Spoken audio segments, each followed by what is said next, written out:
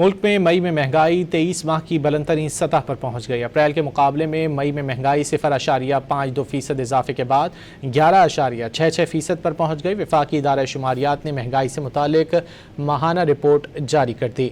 जून 2024 के बाद गुज़िश्ता माह मई में महंगाई की शरह सबसे ज़्यादा रही।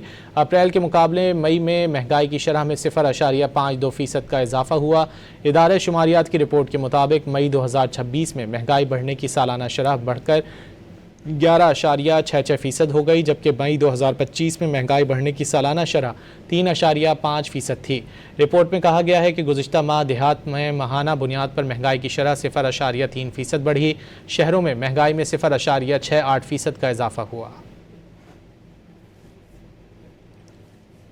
मुल्क में मई में महंगाई 23 माह की बुलंदतरीन सतह पर पहुंच गई। अप्रैल के मुकाबले में मई में महंगाई 0.52% इजाफे के बाद 11.66% पर पहुंच गई। वफाकी इदारा शुमारियात ने महंगाई से मुतालिक माहाना रिपोर्ट जारी कर दी। जून 2024 के बाद गुज़िश्ता माह मई में महंगाई की शरह सबसे ज़्यादा रही। अप्रैल के मुकाबले मई में महंगाई की शरह में 0.52% का इजाफा हुआ।